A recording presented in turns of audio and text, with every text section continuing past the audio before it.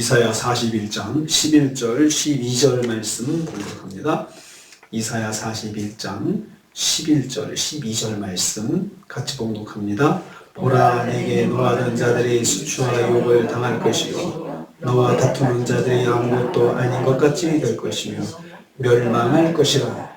내가 찾아도 너와 싸우던 자들을 만나지 못할 것이요 너를 치는 자들은 아무것도 아닌 것 같고 허무한 것 같이 되리니. 아멘. 아멘.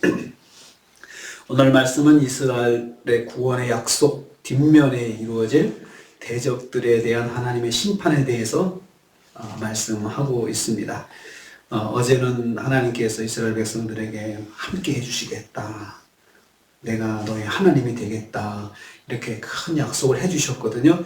그런데 그 약속이 이루어지는 그 이면에는 하나님의 이런 대적들에 대한 심판이 진행될 것을 말씀하고 있는 것이죠. 하나님의 자녀들은, 하나님의 백성들은 그렇게 함께 하시면서 축복을 인도하시지만 이면에 그 하나님의 대적들, 그 이스라엘 백성들을 괴롭혔던 자들은 동시에 이런 하나님의 큰 심판이 있을 것이다 라고 말씀하는 겁니다. 11절 전반부에 보면요, 그들은 수치와 욕을 당할 것이다 라고 했습니다.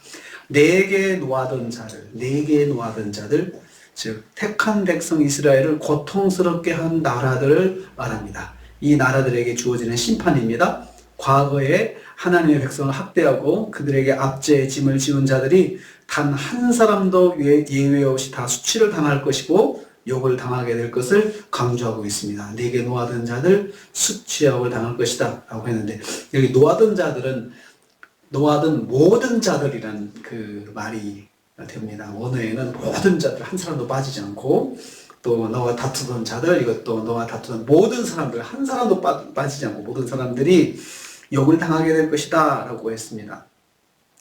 왜냐하면 하나님의 백성 이스라엘을 대적하는 것은 곧 그들의 하나님 되신 여호와를 대적하는 것과 동일시되기 때문입니다. 온 세상을 창조하신 하나님, 만물의 주권자이신 하나님, 만왕의 왕이신 하나님을 대적하는 자들이 심판당하고 파멸의 자리에 떨어지는 것은 당연한 것입니다. 그러니까 감히 하나님을 대적하고, 그것은 하나님께 절대로 지나치지 않습니다. 그런데 하나님의 백성에게 그렇게 행한 것은 곧 하나님에 대한 대적이라는 거예요.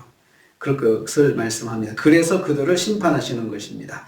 하나님의 백성을 핍박하는 것, 그것은 하나님을 대적하는 것입니다. 당연히 그렇지 않습니까?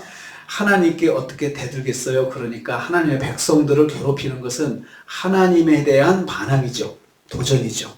하나님 그렇게 받으시고 심판하신다는 것입니다. 두 번째로는 11절 후반부와 12절 후반부 보면 그들은 멸망당하고 허무하게 될 것이다 라고 했습니다. 너와 다투는 자들이 아무것도 아닌 것 같이 될 것이다 했습니다. 거기 보면 반복되고 있죠. 아무것도 아닌 것처럼 되고 허무한 것이 되고, 이렇게 그 말을 11절에서 아무것도 아닌 것처럼 된다, 그리고 또 12절 후반부에 아무것도 아닌 것 같이 되고 허무한 것 같이 된다, 이렇게 반복해서 말하고 있습니다. 다투던 자들, 이 다투다라고 하는 거죠. 다투다는 말은 이 리베카라고 하는 히브리어를 쓰는데, 이 말은요, 법정에서 논쟁을 벌이거나 누군가를 꾸짖는다는 뜻입니다. 그러니까 법정에서 쓰는 용어예요. 법정에서 공격하고 뭐 이럴 때 이 말을 사용되는데, 다툰다라고 이야기를 하는데요. 이 용어를 쓰는 것은 이스라엘 백성이 포로 생활 중에 법적으로 억울한 일을 당하는 일상 속에 있었음을 암시하고 있습니다. 그래서 노예라는 신분이기 때문에 소송사건이 있어도 억울한 판결을 받을 수밖에 없는 처지에 놓였던 상황이죠. 그런 일들은 뭐 한두 번 당한 게 아니고 계속해서 노예이기 때문에 불이익을 당하는 거죠. 70년의 노예 생활을 하면서 처음에는 그냥 밑바닥 노예 생활을 하지만 시간이 지나면서 이제 그 중에 잘난 사람, 똑똑한 사람들이 있으니까 어느 정도 사회적 위치를 가지게 되겠죠. 그렇지만 근본이 노예이기 때문에 불이익을 당하는 거예요. 그러니까 그런 일들이 일상화되는 것을 하나님께서 보신 거죠. 노예라는 신분 때문에 소송사건이 있을 때도 억울한 판결을 받을 수밖에 없는 처지에 놓여 있었던 것입니다.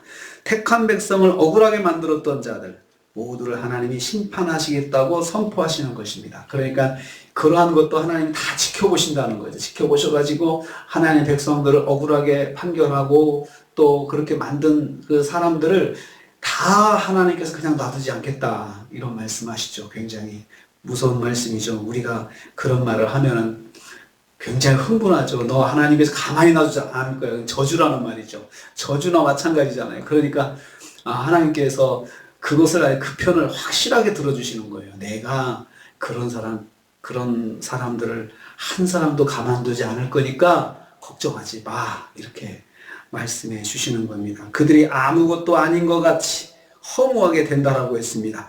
택한 백성을 억울하게 만든 자들을 어떤 형체도 없이, 어떤 존재의 흔적도 없이 완전히 사라지게 만들 것이다. 그냥 완전히 사라지게 만들 것이야. 굉장히 무서운 말이잖아요. 그리고 싸우다가 그 말을 하면은 굉장히 사람을 흥분시키는 말이잖아요. 상대를 내가 너를 그냥 사라지게 만들 거야. 이 말은 굉장히 과격한 말이고 아주 공격적인 말이잖아요. 아무것도 아닌 것 같이 만든다. 이 케아인이라는 단어가 바로 그런 거예요. 형체도 보이지 않게. 그리고 있었던 흔적도 없이, 있었다는 그 흔적조차도 그냥 없게 만든다. 그런 말씀입니다. 하나님의 택한 백성을 억울하게 만든 자는 반드시 심판당합니다. 하나님이 그렇게 심판하시겠다는 겁니다. 세 번째로 그들을 다시 만날 수 없게 만들어 주신다. 그들을 다시 만날 수 없게, 이것도 더 험한 말씀입니다. 12절 전반부입니다. 내가 너와 싸우던 자들을 찾아도 만나지 못할 것이요. 이스라엘 백성들이 너 전에 싸웠던 사람 다시 보고 싶어도 못 본다 이거예요. 만날 수 없게 만들어주신다. 너와 싸우던 자들은 이스라엘을 압제하고 괴롭히던 대적들을 말합니다. 그들은 다시 만날 수 없는 존재가 될 것입니다. 대적들의 멸절을 강조하신 표현입니다. 멸절된다는 거예요. 아니 소멸되고 없어져 버려가지고 흔적도 찾아올 수 없게 만들겠다 하셨습니다. 너를 치던 자들은 비슷한 힘이 아닌 큰 힘을 가지고 괴롭힌 자들을 말합니다. 이것은 멀리는 예루살렘을 점령해가지고 예루살렘에 수많은 사람들을 죽였던 바벨론 군사들을 지칭합니다. 그리고 또 그 이후로 이스라엘 백성들을 괴롭힌 사람들을 말합니다. 그들 역시 하나님의 심판을 통해서 다 멸망당하고 말 것입니다. 찾아도 만날 수 없게 될 것입니다. 자, 바벨론의 흔적이 이라크 가면 있다고 하잖아요. 흔적을 찾아볼 수 있습니까? 없습니다. 바벨론의 영광 찾아볼 수 없습니다. 또 페르시아의 영광 찾아볼 수도 없습니다. 아예 흔적도 없이 만들어 놓으신 거죠. 하나님께서 세계사적으로 유일하게 이스라엘 민족만 망했다가 다시 돌아오게, 다시 나라를 형성하게 만들죠. 역사적으로 망한 나라가 계속 나라를 세운 적은 없습니다. 그냥 망하면 없어지는 거. 민족도 없어지고 나라도 없어지고 문명도 없어지고 그냥 유물도 그냥 없어지고 세월이 지나면서 겨우 몇십 년씩을 땅을 파야 나오는 유물이 되고 그렇게 되는데 하나님께서 그렇게 하시겠다는 거죠. 찾아도 만날 수 없게 될 것입니다. 하나님의 철저한 심판으로 악한 대적들이 세상에서 사라지게 된다는 말씀입니다. 이렇게 하나님께서 수치와 욕을 당하고 멸망할 뿐만 아니고 다시 찾아도 찾아볼 수 없을 정도로 그렇게 그냥 흔적 없이 만들어줄 것이다. 누구를요? 하나님의 백성들을 괴롭게 한 자들. 또 이것은 왜 그렇게 하시느냐? 하나님 백성 괴롭히는 것은 곧 하나님에 대한 대적이니까. 천지 만물을 창조하신 주권자 하나님을 대적한다고요? 여러분 세상에서도 반란죄 크게 다스리잖아요. 반란죄, 항명죄, 반란죄.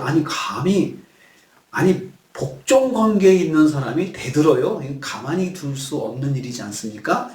하나님께서 천지 만물을 창조하신 창조주 하나님, 자기를 만드신 하나님한테 대들어. 그리고 또 하나님의 백성들한테 그냥 대놓고 공격하고 욕하고 하나님을 간접적으로 그런 공격을 해.